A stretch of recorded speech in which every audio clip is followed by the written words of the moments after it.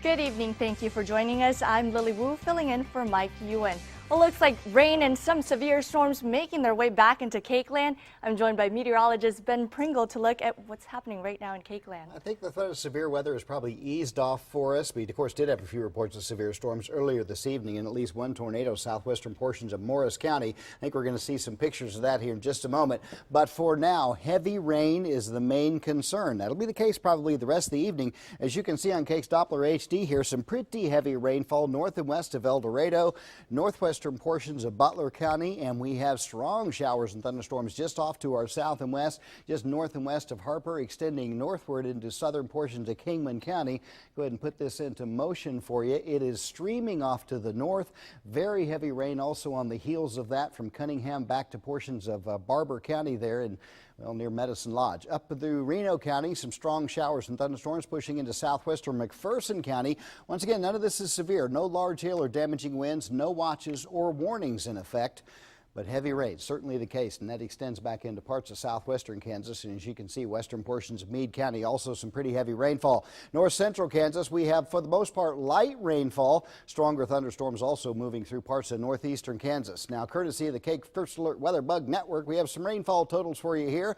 Natoma, up in the north central portions of our state, about 1 3/4 inches. Of course, we got 3 columns there, the day, the month, and the year.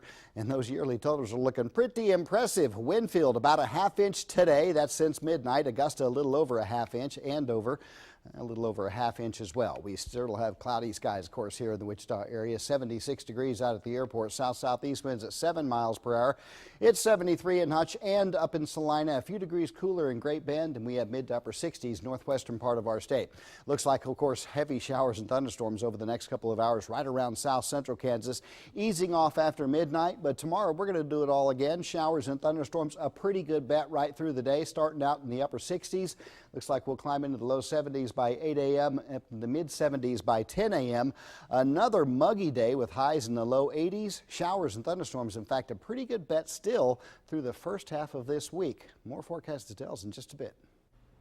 Thank you, Ben. Well, many of you sending us pictures. This one from Carrie Rith. She snapped this photo between Council Grove and Harrington. And Jared Barney took this one around 7 tonight in Marion County. We want to see your storm photos. Just email them to weatherpictures@kake.com. And you can get the latest on severe weather by downloading the KAKE News app for your smartphone or tablet. Track the rain using our interactive radar. Well, a Hutchinson woman concerned about their response time by animal control. This after calling 911 about a dog locked in a hot car for over an hour. KAKE's Ben Jordan spoke with this woman about her concerns. It's a story you'll only see on KAKE. Ben. That's right, Lily. Tara Urban tells me she walked to her car after shopping last Wednesday to find a dog inside another car next to hers struggling in 97-degree heat. It felt horrible watching him suffer. There was nothing I could do to ease his pain with him being hot. Tara Urban says when she saw a dog struggling in a car in this Walmart parking lot aisle, she knew she couldn't just leave. And I was in Walmart for probably a good 40 minutes, so I don't know when she showed up, so it could have been almost 2 hours. Urban went into Walmart to notify staff of the problem, but says they told her there's nothing they could do. Her first thought was to call animal control, but after no answer in another 30 minutes. We called 911, and 911 said that they would send an officer as soon as they could. 20 minutes later, and no officers had shown up. We called 911 again because an officer hadn't come in. By this time, a few other customers joined Urban in waiting for officers to arrive.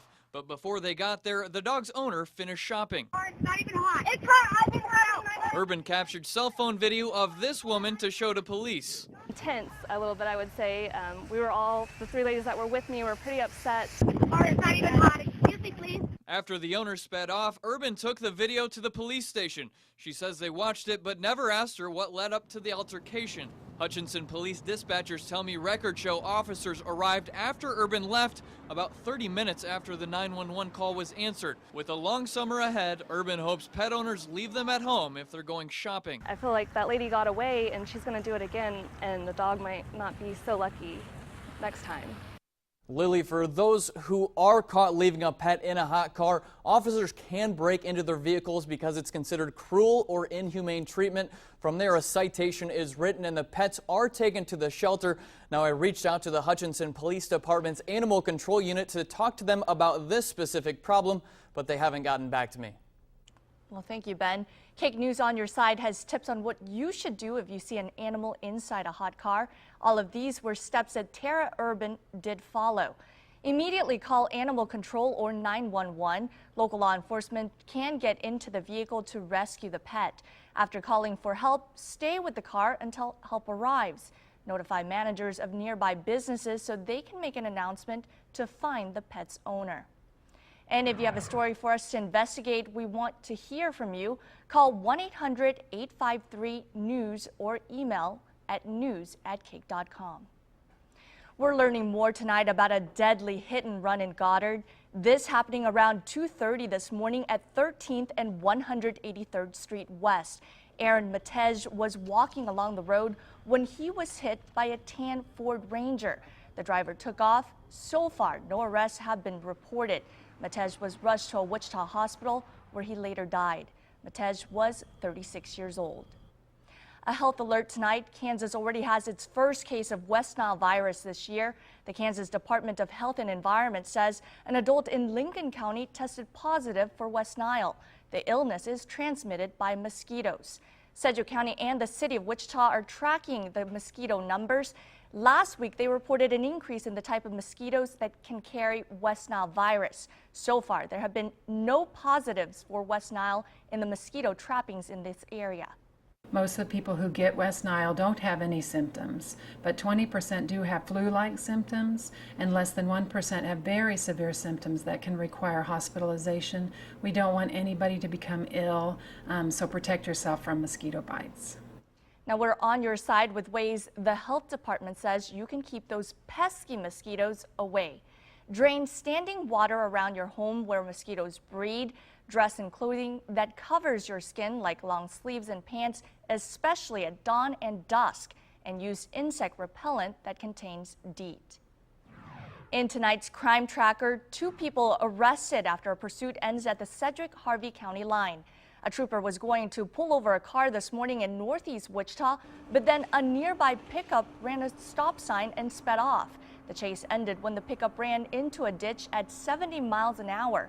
The driver faces charges of DUI, eluding law enforcement, and possession of synthetic drugs. A Wichita man critically hurt in this crash near West High School. It happened around 5 o'clock this afternoon. The driver of this Chevy Blazer ran a red light at Lincoln and McLean, slamming into a City of Wichita dump truck. The 47-year-old driver of the SUV was the only one hurt. No word on how he's doing tonight. Still no sign of 2 convicted murderers who escaped from a New York prison more than a week ago.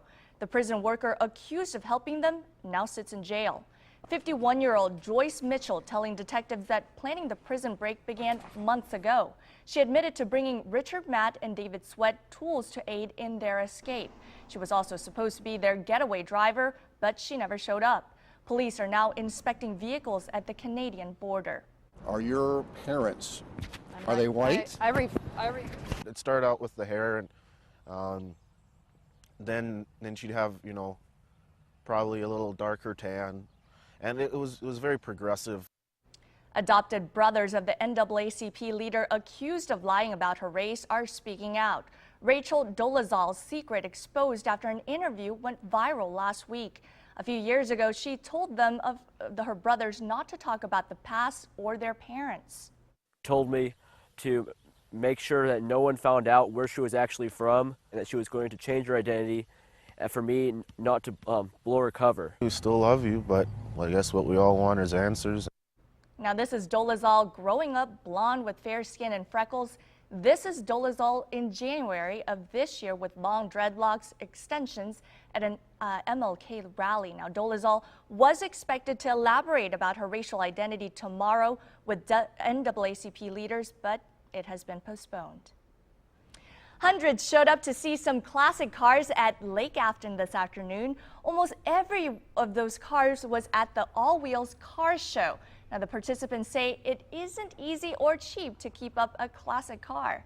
My wife will tell you, it is a money pit. What I've got in it and what it's worth is two totally different entities, but it's a labor of love. These cars are all labors of love. Now, some of those cars at the show are worth hundreds of thousands of dollars.